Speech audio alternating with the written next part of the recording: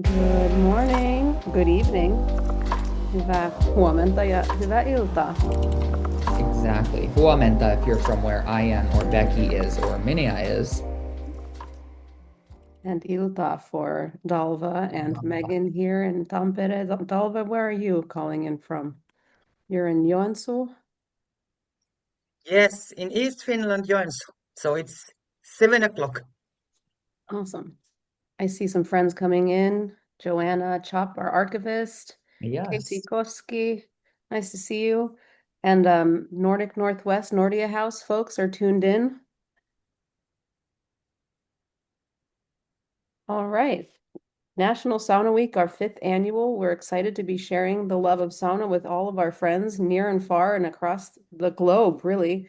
And today's session it wouldn't be Sauna Week if we didn't have Dalva showing up. And we're also happy to welcome Becky. Dalva, you've been at almost all of the Sauna Weeks before, so you really are someone who makes this program special for us. So thanks for coming back. And Becky, welcome. I'll I'll turn it over to Tommy now to give a few words about Finlandia Foundation National and the things that we do other than sauna. Believe it or not, we do a whole bunch of wonderful things. Tommy. Absolutely. Thank you, Minia. My name's Tommy Flanagan. I'm the Executive Director of Finlandia Foundation National. Minia, who started, is our Communications Director, and I want to thank her for putting together this 5th Sauna Week program. So welcome, welcome. Hei kaikille ympäri maailmaa, tervetuloa ja hyvää saunaviikkoa jo 5. vuotta. Hej alla runt om i världen, välkomna och glad bastuvecka, eller ska vi säga saunavecka, för 5:e året i rad. It's great to have you all here for the 5th year. Finlandia Foundation National, of course, has been here for more than 5 years, going on like 73 years now, right? We've been around since 1953. And our main goal is to promote and support the Finnish and Finnish American community throughout the United States. Now, we're not just for Finns and Finnish Americans, but also for Friends of Finland, which we see as an increasing group of people. As you see Finland in the news, happiness, sauna seems to be well on the rise in the United States. And we see that as an opportunity to bring people into the Finnish and Finnish American community in the United States and in Finland. We operate a pretty robust grants and scholarships program where we provide support for people who are doing relevant projects and studies relevant to Finnish America. And we also operate a heritage center in the Upper Peninsula in Michigan, in Hancock, where we've got our folk school, Northwind Books, an art gallery, the Finnish American Reporter, which gets mailed out every month. We are currently operating there as well as in our 60 chapters across the United States. So sauna is one of those topics that really cross-cut our core values. It really brings together heritage and history, as well as forward thinking and sort of modern Finland, as well as partnership and collaboration. There's no better way to bring people together than in a sauna. And if you can't be in a sauna together, then at least to talk about sauna. So we're really grateful to all of the sponsors who made this 5th year possible. To Dalva, I think, again, I've been around for about 3 years now at Finlandia Foundation, and Dalva has been around that long too, I think, with Finlandia Foundation. So it feels like a great thing to have you here again and to welcome Becky. With that, I'll turn it back over to Minia and wish you all a happy sauna week. Thank you for being here. Thank you, Tommy. I'll move through these sponsor slides quickly because we're excited about learning about women in the sauna. So thank you to Finnair and thank you to Sauna from Finland. Becky's actually from Sauna from Finland, and you guys have been doing amazing work bringing businesses together and bringing sauna together and teaching people about sauna. So we appreciate and see you. And thank you for offering the World Sauna Forum ticket that we're raffling off in our big giveaway, which we're going to announce on Saturday. So thank you so much for that. If you haven't entered to win, please enter to win at nationalsaunaweek.com. It's the world's most relaxing business event, and you can get covered in peat moss and go in the lakes in the Jyväskylä region. It's an amazing experience. So thank you as well to our silver sponsors. We have Karitti, Redwood Outdoors, and Michigan Sauna, all doing beautiful things for the sauna world. And as well, we have our Birch sponsors, and all of these folks, minus Hub, who's our insurance partner, are offering deals this week. So if you're trying to buy a sauna, visit our website, nationalsaunaweek.com/sauna dealers, and you can get up to $700 off on an actual sauna. So thank you. That's an incredible thing. I'm hoping people buy saunas this week. And thank you to our partners. It's really a community-led event, and we love to be part of the community, and we are supported by each other. So kiitos kaikille. Thank you. And you can also find a sauna near you. There's discounts all across the country, and that's at nationalsaunaweek.com/find-a-sauna.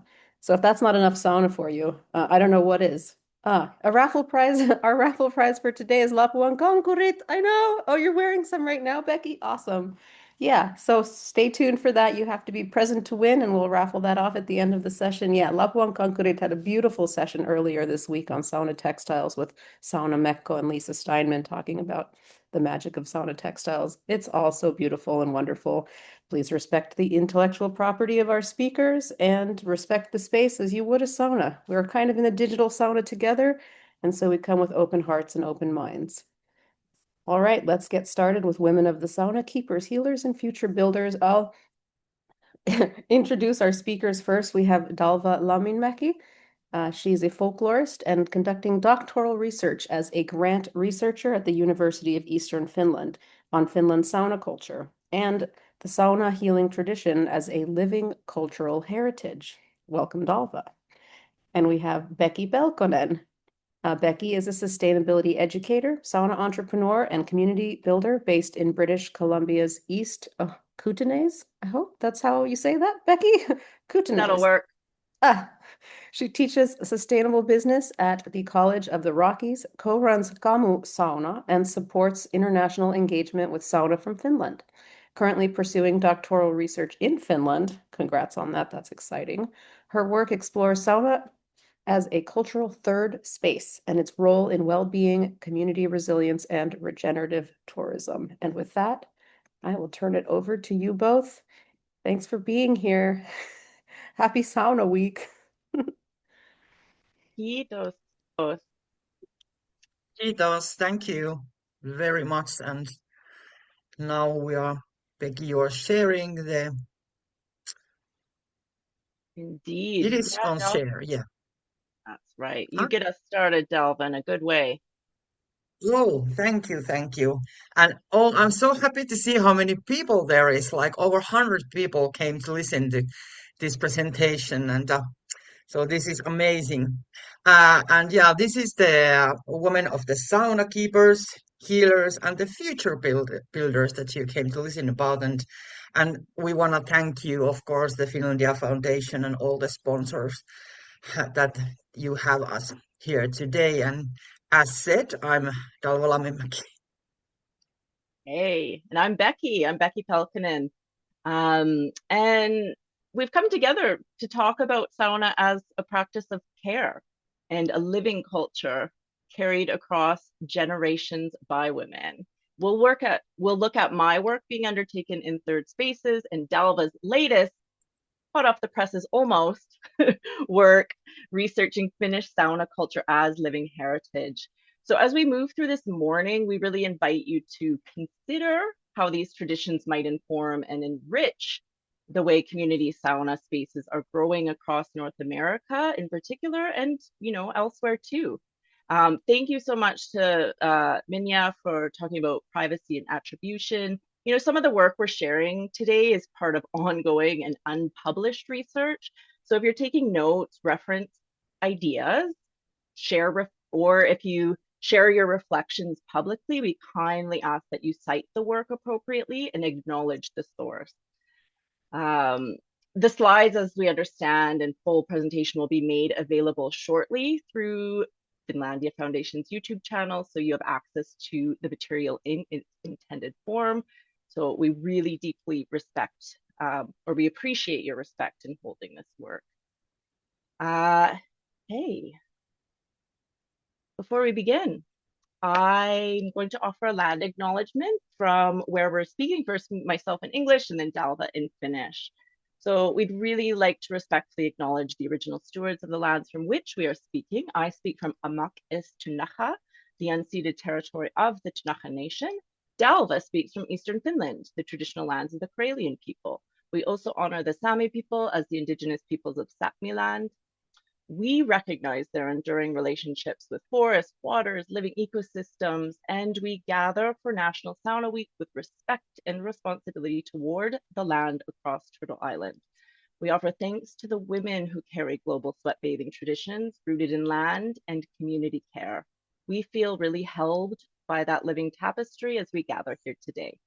And now Dalva will read this in Finnish. Kiitos Peki. Alueellisten ja kulttuuristen oikeuksien tunnistaminen. Me kunnioitamme näitä alkuperäisiä maan omistajia, joiden mailla me nyt puhumme. Peki puhuu Tunaha kansan luovuttamattomalta alueelta. Ja minä Dalva puhun Itä-Suomesta, joka on vahvasti karjalaisen kielen ja kulttuurin alue. Kunnioitamme saamelaisia, jotka ovat Euroopan unionin alueen ainoa tunnustettu alkuperäiskansa Saamenmaalla. Osoitamme kunnioitusta heidän yhä jatkuvalle yhteydelleen koskien metsiä, vesiä ja eläviä ekosysteemejä. Kokoonnumme yhdessä nyt tänne saunaviikolle ja suhtautua vastuullisesti perinteisen luomismyytin mukaan Kilpikonna-saareksi kutsuttuun alueeseen, johon viitataan myös nimellä Pohjois-Amerikka. Haluamme kiittää ja muistaa naisia, jotka vaalivat perinteisiä ja yhteisöllisiä sauna- ja kylpyperinteitä ympäri maailmaa. Voimme kaikki tuntea tämän välittämisen ja huolenpidon, kun kokoonnumme tänne tänään. Kiitos. Hey. Well, thank you, Dalva. That was really wonderful. And Minya, thank you so much for providing introductions about us. So now we don't need to. Hey, Dalva. But I am going to, I would like to share and acknowledge that, it is important to acknowledge our teachers first and where our knowledge comes from. And I would like to acknowledge that Dalva is my teacher in sauna traditions. And honestly, Dalva, it's such an honor to be presenting alongside you today. We've known each other for almost 20 years. I'm so deeply grateful to have learned from you, and how we met is a whole other sauna story, perhaps from a different realm. So we'll save that for another time. But what I'm going to do is drop in here in the chat just a little webpage we've placed so you can provide some feedback, questions, sign up for additional workshops that we're going to have, and then you can read all about Dalva, and you have access to all of her links and socials.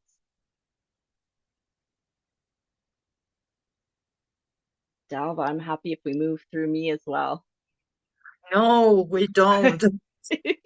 Just to say thank you, Becky, and thank you for coming to talk with me here, because you are also for me as the same way. We are like walking together now this sauna path, and I want to also say that I'm so proud and happy that you came to University of Eastern Finland to do more this sauna related research you're going to tell more about the third space. So, and thank you being a good friend.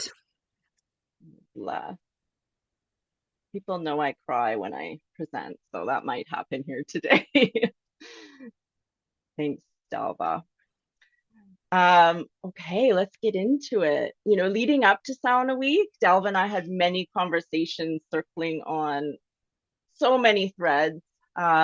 Things we're seeing on the ground here in Canada. Dalva's been visiting. I, work here. The research we're both immersed in, the bigger sauna questions that just won't let go. And those conversations are not ending. Every slide here held like hours of more we could say. So, that's why, again, that link in the chat, we would like to say more about this with some of the folks in the room here. We move between practice, history, the present moment. So what you're hearing today are simply notes from all of the conversations Dalva and I've had leading up to this. So in the next 40 minutes, we'll share reflections, research, commentary around the two core questions you'll see on the screen. So what happens when sauna sweat bathing practices are treated as care rather than consumption, and who takes the responsibility? Who holds that responsibility for carrying the culture forward? We're going to carry those questions with us as we move into the heart of today's talk, women of the sauna, keepers, healers, and future builders. And a quick caveat, this isn't about men versus women at all. Men have always held essential roles in sauna culture. Today, we're choosing to illuminate the roles that women have played and continue to play in stewarding, shaping sauna across generations. And it really matters because much of the stewardship has been foundational, but we don't always name it. So first, I'll begin by looking at sauna as community care, relational well-being through the space of sauna. I'll explore what it means to tend the space, how the physical place of sauna differs from the relational space created through practice. Part two, the heart of the talk, is some of Dalva's recent work diving into sauna as living heritage. So folklore studies on women's role in sauna. And part three, this is where the tears will come from my end, but we'll be sharing voices of women we respect and admire today, women tending sauna through healing work, community spaces, and sauna businesses across North America. And it might be tight, but we'll leave time at the end for discussion and questions because this is very much a conversation. So here's part one, sauna as relational well-being and space. Delva and I want to begin with an intention offered beautifully by Robin Wall Kimmerer, who reminds us all flourishing is mutual. Delva, you could speak to this slide Yeah. here. Oh yes, this was, kun perheessä oli paljon lapsia, niin me pesimme toistemme selkiä. Vuoron perään pesimme äitimme selän, pojat taas isän selän. So what is this quote is saying, like for me, like what it tells actually about the care and the Finnish sauna, it's like the care was like shared and learned through doing, washing the backs, and also being naked together, seeing different kind of bodies and respecting different kind of bodies, and so it's also shows that the care was relational and embodied and woven into everyday life. So it's so nice, something that is so natural. That's what I wanted to say. Okay, and we just had to show off my little grandbaby. Oh, he's having his first sauna there up top. And so we say sauna has always been community care. What do we mean when we say that? You know, community care is this shared practice of looking after one another through relationships. You know, it's not transactional. It's how well-being is sustained when care isn't outsourced or treated as an individual thing.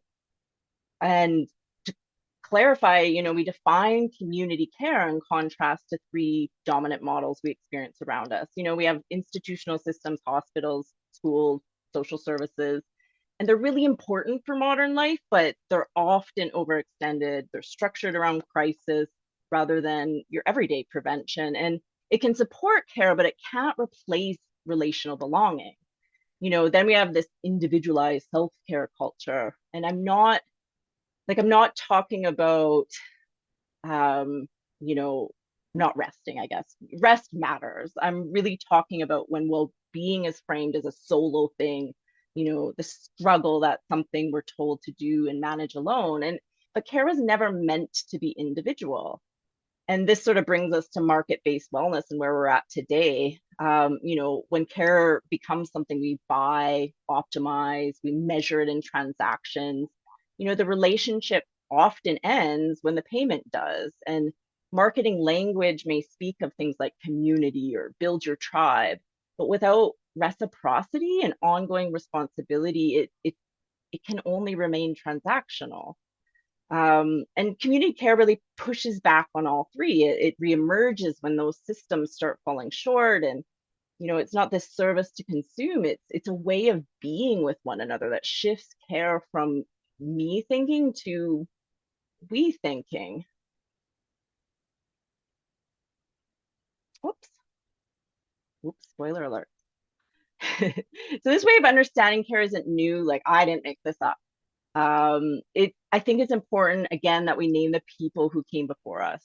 Community care theories emerged across feminist traditions that were asking hard questions about power and responsibility, especially in areas where systems were failing. You know, scholars like Joan Tronto, Nell Noddings, they gave us the language of the ethics of care. They weren't describing community care as something soft or sentimental or isn't that nice. You know, they were really clear that care is actually political and needs to be embedded in the structural systems. And big shout out to Bell Hooks, especially during Black History Month. You know, her work really deepens this even further. Being a Black woman, she lived in a world where those structures were always failing her community. And her work shows us that care isn't neutral. It's not a private thing at all. It's real communal work. You know, it's rooted in love. It's not that love feeling, but it's like the action we have to practice communally together or relationally. And she said we have to actually practice love in an ongoing way. She pushed us to confront big questions. I know, Dalva, you speak about this a little bit later on, but who receives care? Who's expected to provide it? Whose pain do we acknowledge and care for? And once you see or experience her version of care, I feel you can't unsee it.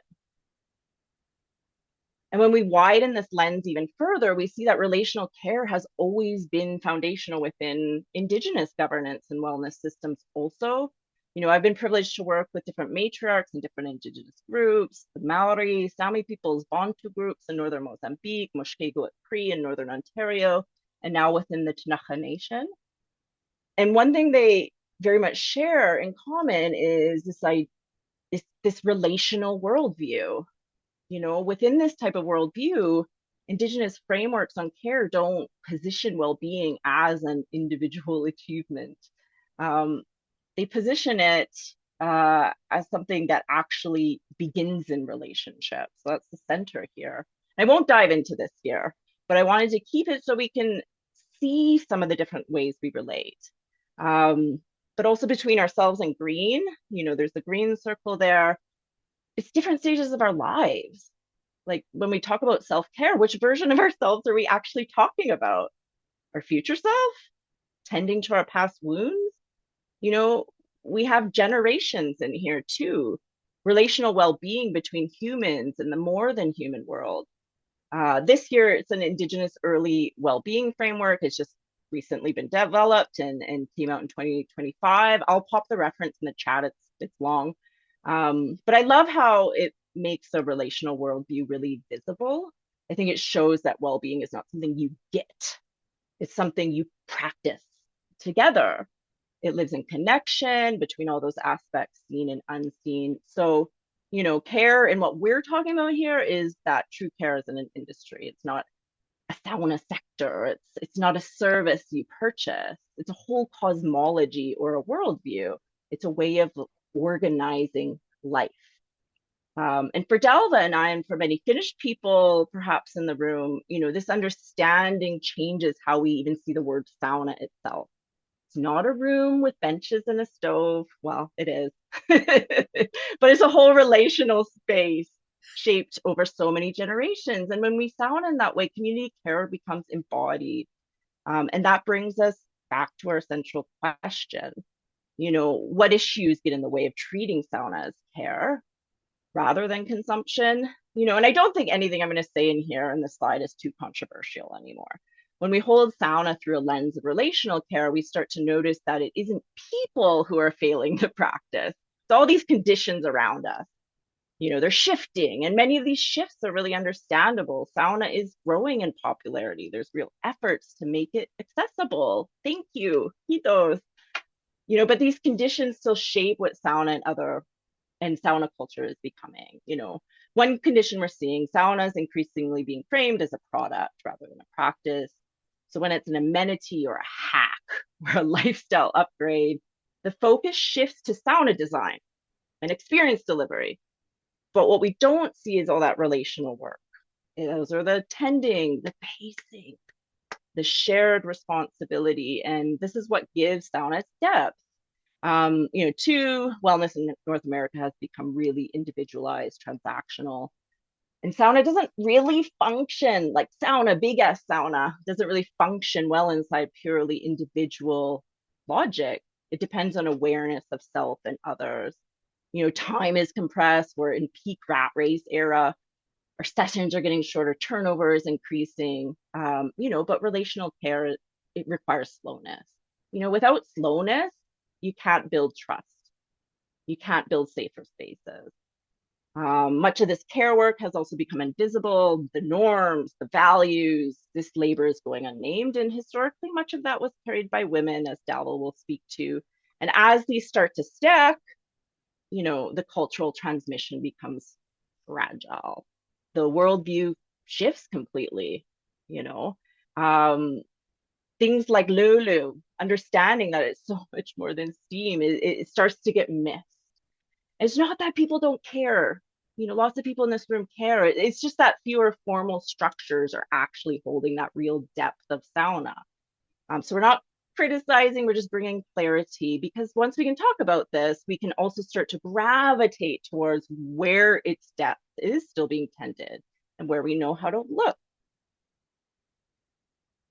So to understand why sauna holds this power of relational care, this is actually where my real research and interest begins. And before I hand it over to Dalva, let me just quickly distinguish the difference between third places and third spaces. Now, bear with me because there's a reason to my interest here. So third places, we're hearing a lot about it. What are they? Well, your first place is your home. Your second place is work or school. And then third places are social gathering spots outside of those places, cafes, libraries, pools. And now people are saying this a lot about saunas. Ray Oldenburg helped to define what makes a third place a third place. And UNESCO often describes them as places of this informal connection, social cohesion, and all of those other things listed here, like being very inexpensive and on neutral ground. Now, everybody asks why the hamster wheel.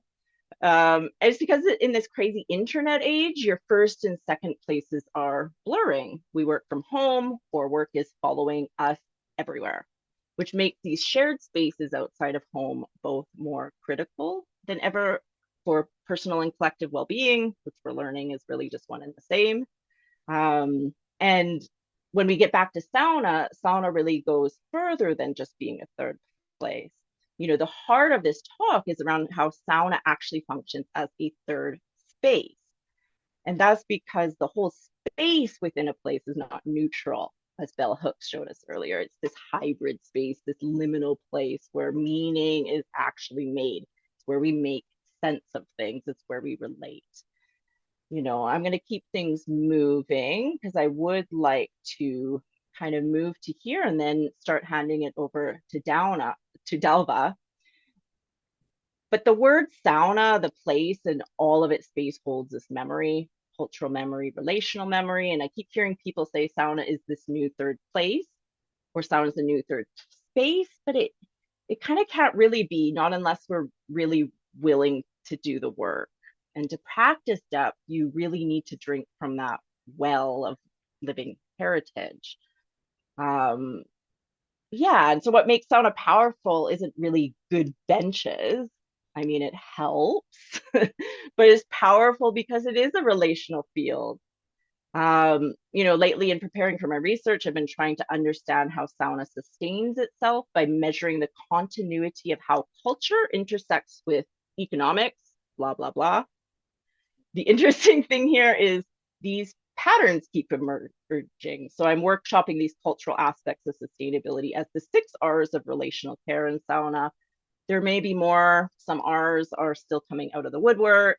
Please don't copy this or speak to it quite yet, because what I wanted to share with you is I'm seeing that cultural heritage of sauna is requiring, these things: rhythm or shared time, responsibility of each person tending to the whole, respect through restraint and cultural norms. And sauna rauha plays a really big role here. But that's a whole other talk, maybe next year.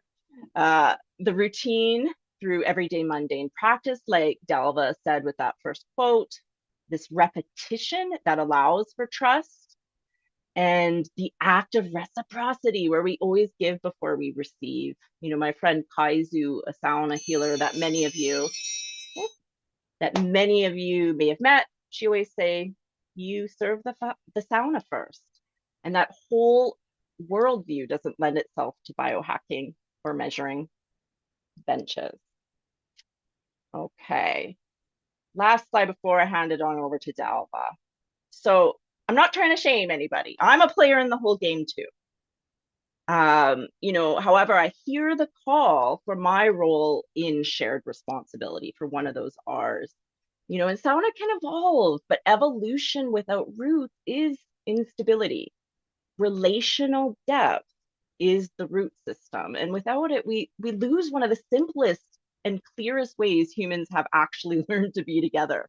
Thank you, sauna. These roots were nourished across generations.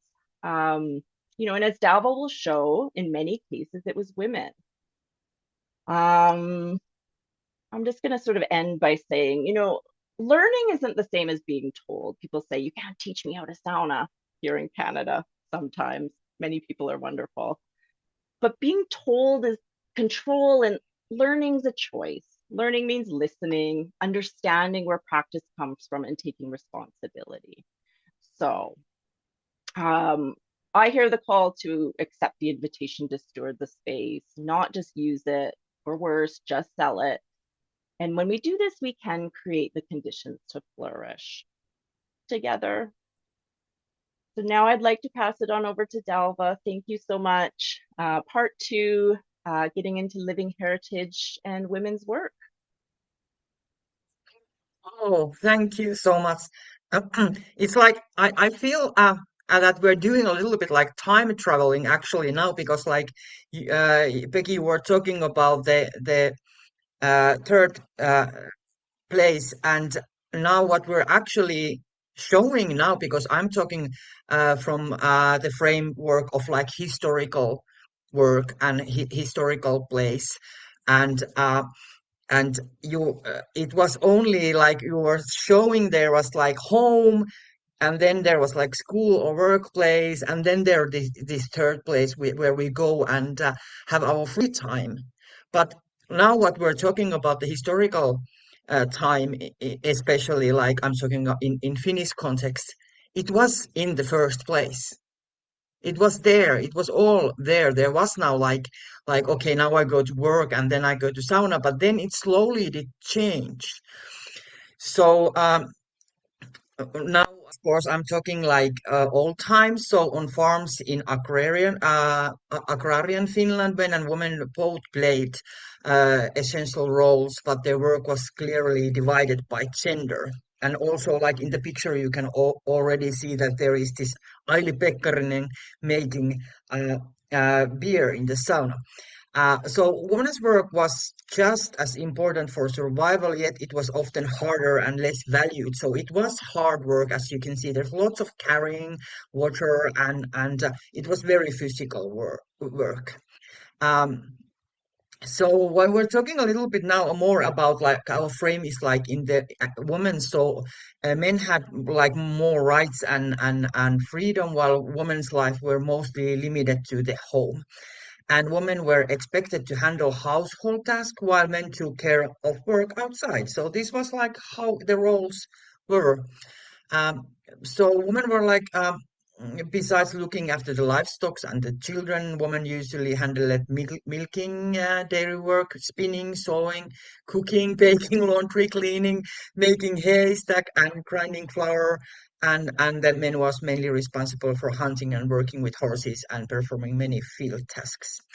So the Finnish sauna has been this kind of flexible place of many different kind of work, and it's what is always like interesting me is like we're talking now that there, even now today we're talking there's different kind of saunas. So there can be like silent sauna, or the sauna for talking. There can be queer sauna. There can be yoga sauna, breathing exercise sauna, um, any different kind of like saunas. So how you use the sauna tells about the sauna, and it's very historical, and it used to be like that, like mallas sauna, making molds. So whatever you were making there is telling something about the sauna cycle. So cupping sauna, slaughter sauna, so whatever you were doing, and it could change like in a day. So it's really interesting, like in the morning it could be maybe laundry sauna, and then it could be slaughter sauna in the afternoon, and healing sauna or bridal sauna like later in the evening. So sauna could be like all these many different things in one day. So I'm just also like thinking sometimes like I'm saying to Becky that like, oh, I would really like to go like sauna, that there's somebody boiling a water in a little teapot, and I could like have tea and or coffee. I prefer coffee as a Finn, but and then sauna, and maybe we can cook more there, like just throwing ideas like to use it like it was used at old times, but especially now highlighting that the women were doing the work in there.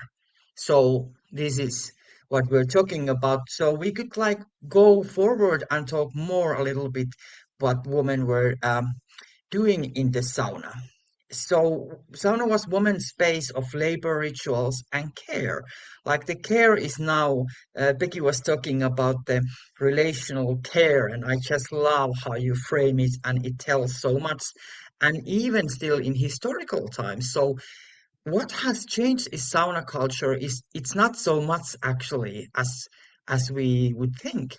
The tools are different, the way of expressing are different, the buildings are more modern, our way of talking is more modern, but the core thing in the sauna is some way still the same. So women did pass their knowledge through silent communication. For example, about cooking and maintaining cleanliness, handcrafts, and many practices and activities related to the health and well-being in sauna. If you look the picture, they are doing the laundry there. It's 1896. Think they are doing laundry there, and the photo is so old. But what they are doing, they are talking each other, and maybe if there comes some younger woman, maybe or a boy, of course, they talk what they're doing. So children did learn by looking what they're doing, like this kind of everyday work and how to use the space. So they were actually teaching how to use the space by just working the everyday work there. So the sauna was a space and building served as a place for children and young people to learn these essential life skills to coping with everyday life. And the sauna was also a place for women to talk. So all this is happening in one building, and that's why I think it's important for us to remember. And I reclaim a little bit back that we could use it like more. Uh, because and why we talk about and what we are talking today is that the sauna is also served as protected space for rites of passage, which were led by women. And this kind of like talk you're going to later, when we did do some little interviews with women, and you're really going to in the end see some really magical words. So oh, I don't want to even talk about it. It's so touching. But then you are going to understand what I'm saying when I'm saying this was this protected space for rights. And we talk about rituals or ceremonials, but in the Finnish sauna culture, they are so small and tiny, sometimes so even like not visible. So these kind of like rituals can be like the way I'm asking, can I wash your back? It's it's it's not a big ceremony with lots of noise, but the meaning is really big. Like when I'm asking, can I wash your back? Or when we ask kindly, can I pour more water to the stove? We're actually like pouring water to this altar of rocks, and we're like asking your permission when we're asking from another person in the sauna, can I do that? So Finnish sauna has like it's these kind of little things that are so meaningful so much. But there has been like always people working there, and the other thing that is like part of this what I call it's healing ceremony, I the washing of other people. And historically, these sauna washers perform the physically demanding and low paid and essential labor of washing men by hand, and children, of course, also children came to these public saunas. And sauna washing was considered as a female job, and washers were often widows with large families or women who couldn't not find another job. So, and it wasn't very respected. It's good to say out loud. It wasn't very respected work. Now it is. It's part of this wellness, but in old times, even there was like shame. There was shame of saying I'm working in the sauna and I'm washing other people. And in the 50s, we're coming like from the agrarian time to this in the 50s and the city culture. Many working class households didn't have running water, and that was actually the reason why people went to these public saunas, so call it like we say now city sauna. Public saunas was used at this professional kylvettäjä, washer, whose job was to wash and whisk people and also add water to the huge sauna stove. So there was a person doing this work. And like I was in Toronto in the spring and went to one sauna and there was this sauna master and was doing this same work. So it was like interesting to sit there and like having this experience like in Toronto, like in different country and different kind of sauna. And but also there is like it was really close that we didn't lose this sauna. So I'm happy that this is like coming back together and bigger uh, uh, fashion again to have these city saunas.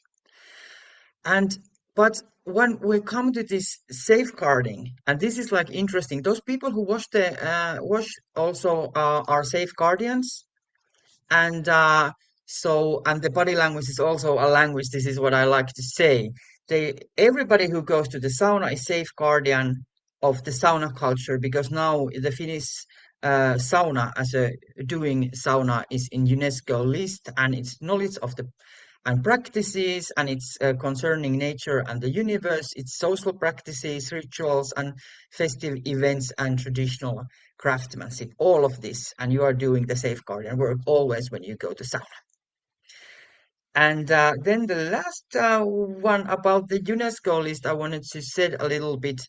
Uh, so it's a big thing, and we don't have time to look this very much at the moment, but we can make a session maybe for the next year totally about the intangible cultural heritage and what it means when sauna is intangible cultural heritage. And this is like it's everyday practice, everyday heritage, and also like we have to look how we talk about sauna culture, what we do in the sauna culture, because it's not like you can add anything in the sauna in the Finnish sauna when you are talking that it's intangible cultural heritage, but it also have to live.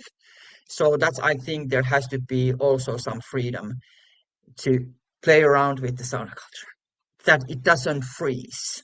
We need to remember is it freeze? If the cultural heritage freeze, it's not anymore living. And this is when you go to sauna and when you are here, you are like safeguardian of the sauna culture. So what is like next? Oh, there is me and Maria Allen. Maria Allen is a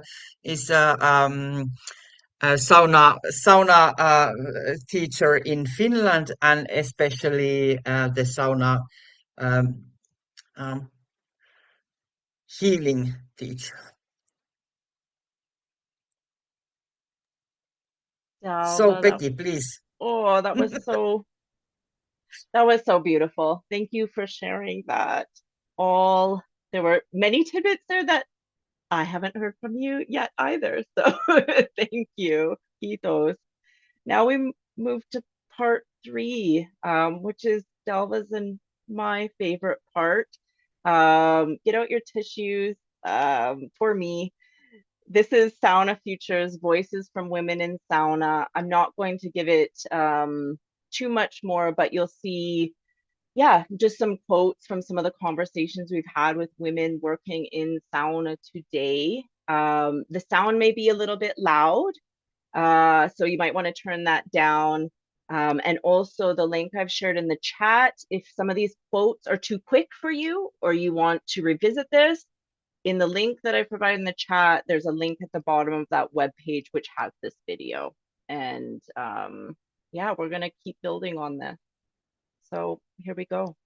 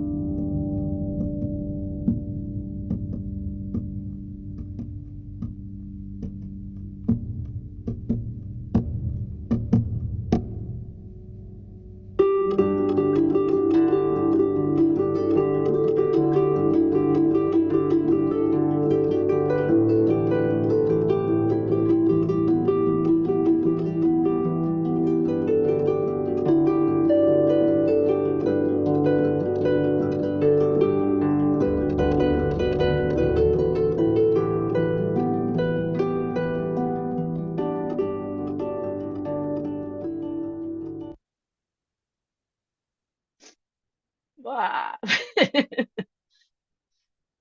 love it so much. Hey, let's end.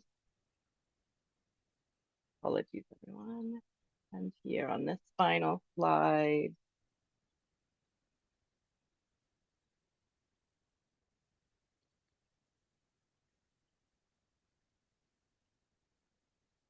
Oh, there we go. Thank you so much to all you incredible women. There were so many more, and actually, we want to keep this conversation going. Delva and I are talking about a whole article and who knows series. And we've dropped our like I said, a link in the chat for where you can sign up to something like that. Yeah, sorry, I'm at a loss for words. I just feel so held. Um, yeah, so here's the QR code, the link in the chat, how you can find us, Kitos, Kitos Dalva, Kitos everybody here, and thank you so much for having us, Finlandia. I'm going to pass it back over to you, Minya and Tommy.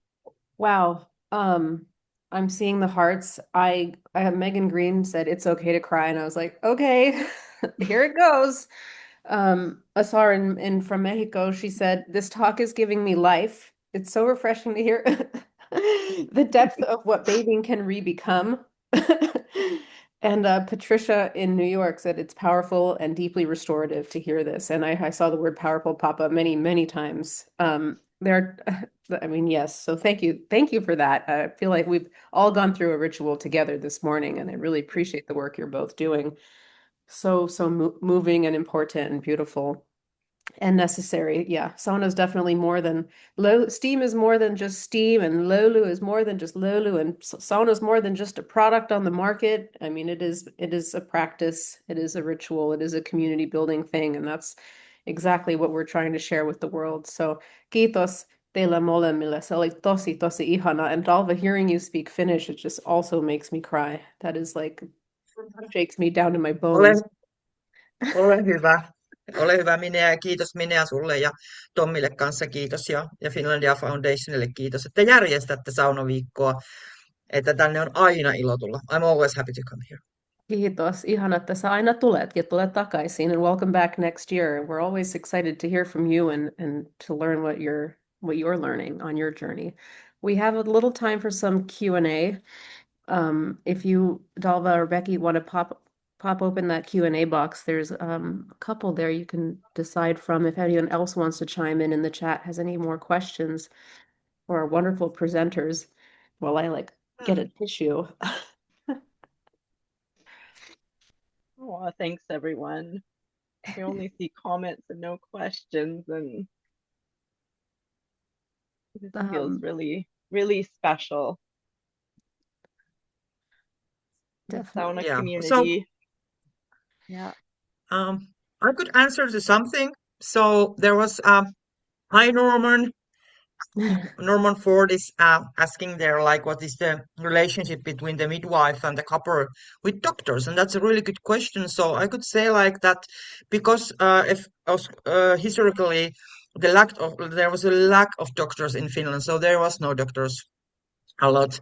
Like even in the beginning of 19th century, just few. And so the midwife and couple were doing lots of this kind of practical um, healthcare work. And so I think the relationship was like good in some ways, but also they did like um, doctors did make lists about the midwives and couples. So there was this kind of also looking after like what they are doing, or are they doing something dangerous? So there was a little bit conflict also, but also the doctors did know that there is midwife doing this kind of important work. So I think they just let them be.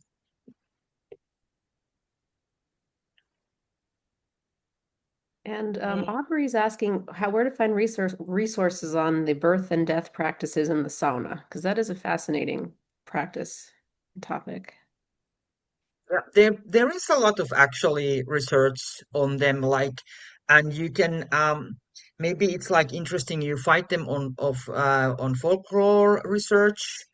So in English you can find research on them, but I don't know where to now how now to give you the resources on that. But there is. Yeah, and I'm seeing so many questions in here, how to make sauna more inclusive for those with disabilities. We have so many things to say about that, the runos, sauna rituals, menstruation, we've heard a lot about menopause and women moving through the generation, and so that's why we knew to sort of set up this link here, because Dalva and I want to hold community conversations on these aspects, share more of Dalva's work, share more of my work as it evolves, and I don't want to like push it aside, but want to offer the opportunity for this to continue in a different space. And so you put a link there, I see. So everyone grab that link. And is that a good way for folks to stay in touch with you or on your mailing list?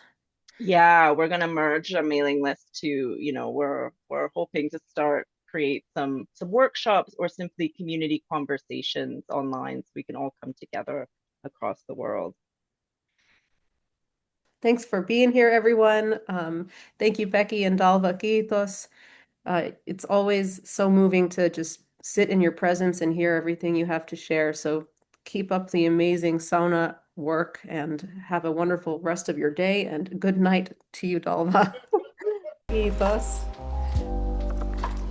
Thanks, Hei everyone. hei ja hyvää yötä.